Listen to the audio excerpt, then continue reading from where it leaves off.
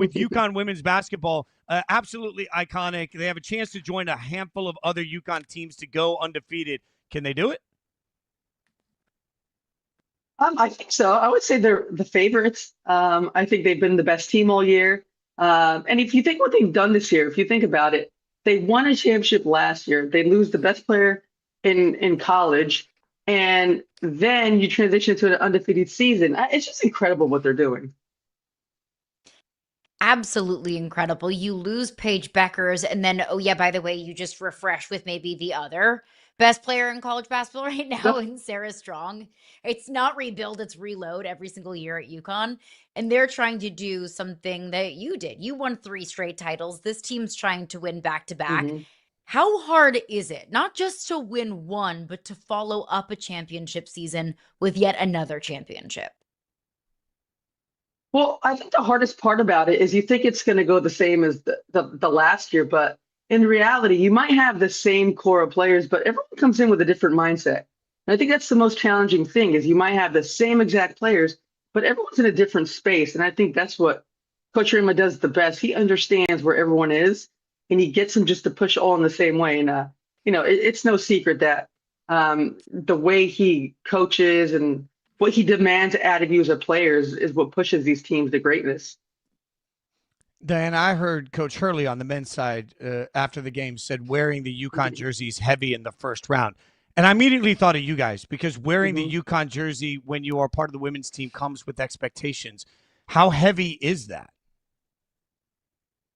Oh, it's huge. And I think that's why we have so much pride and honor in wearing it. Not only that, the kids that commit in the future. When I went there, we had just won 2 championships.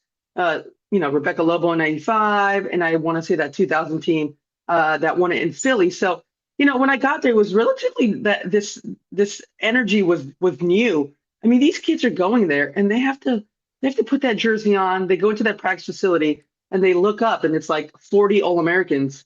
You're like, what am I going to do here? Yeah, I mean, there's a very large shadow that's cast on that program, and yet there still seems to be stars that step up and kind of carve out their own legacy year over Hmm. year. We saw Paige Beckers do it last year, of course, and part of that is because of Geno Auriemma's coaching. You brought that up. It's one thing to create a dynasty. It's another thing to have success in Hmm. so many different eras of basketball, and especially now, NIL transfer portal. Geno's mastered that too. How is that? What is it about Geno Auriemma that makes him such a special coach? Yeah. Um, I think about that all the time, and I text him all the time. I'm like, Coach, aren't you bored? Like, and there is no one I've ever met that is more competitive than him. Like, at the end of the day, he's just competitive. He wants to beat everyone. He wants to be the best coach in the country. He wants to have the best players.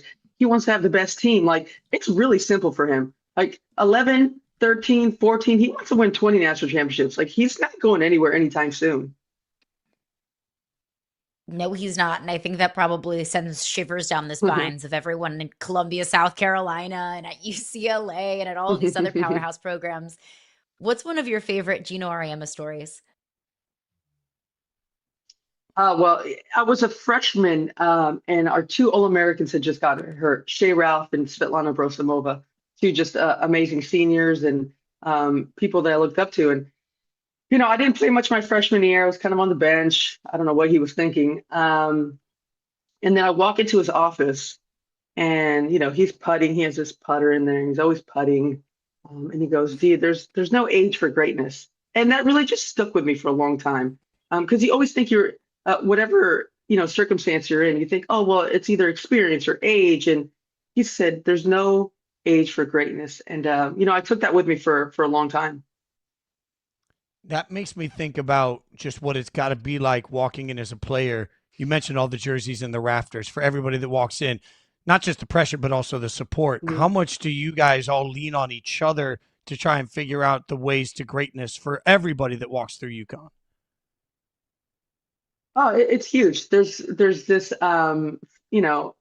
fabric that holds us all together, whether you played in the '90s and the 2000s and the 2010s, and that extends to the men's side too. I mean, we share a practice facility, we share Gamble. Like, there's this expectation when you go to Connecticut Which, by the way, have you guys been to Stores? Diana, I live 20 minutes from there. I'm there all the time. Stores is electric.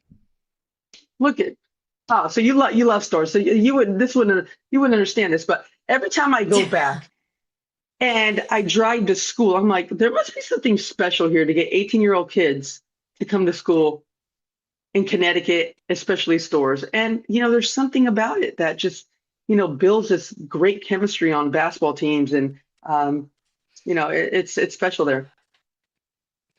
As somebody who moved to Connecticut at 22 years old, I hear you. I get what you're saying.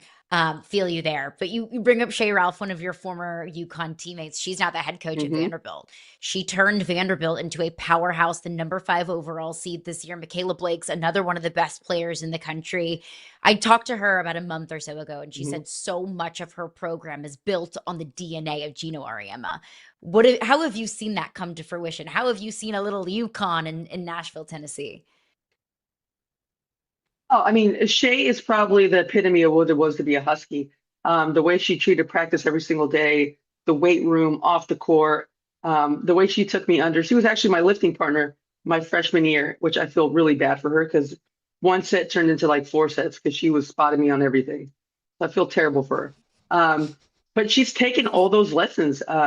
She was an assistant coach for Coach Auriemma, at UConn on the USA team. And her team just plays so hard. They're relentless. Every possession, and they have great talent there, and it's been really fun to watch her succeed this year. All right, so let me put you on the spot then. I'm gonna have you build the all-time great starting 5 for UConn women's basketball. Obviously, you're part of it. Who are your teammates on the all-time? Wow, this question always just like this is it's the hardest question because it's you leave not only do you leave someone out, but you forget about someone. They're like, how did you leave off Nikisha Sales? I'm like, Nikisha Sales. How did you leave off? Obviously, my starting point guard would be Sue Bird, obviously. Of course. I'm going to leave myself off this. I'm going to go Nikisha Sales, Maya Moore. I'm going to go Tina Charles and Brianna Stewart. I'm sure I left 5 player of the years off. Yeah, that's the best bench in America right there. See what I'm saying? Like, and off the bench, Paige and I will come off the bench. That'll work. Man, that's 6th and 7th woman of the year right there. That's a scary bench. Hall of Fame 6th and 7th. I'm like, that's just where you just put them all in. Just put them all in. It's like you can't. It's like you can't go wrong, and then you can't go right either. It's terrible. It's that's a got me question. You suck. I mean, look, I mean, I'm not gonna lie, Diana. Like, I know it's gonna do well. It's gonna get us traction. Like, let's go. Come on, people are gonna be interested in it. Like, this is perfect. What about the future? Do you guys? Because you mentioned earlier, Geno, is not going anywhere.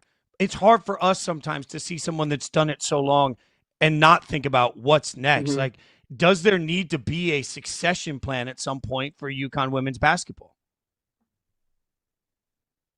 Well, I mean, the end is always near, and as you get older, you always have to think about the future, especially a program like that.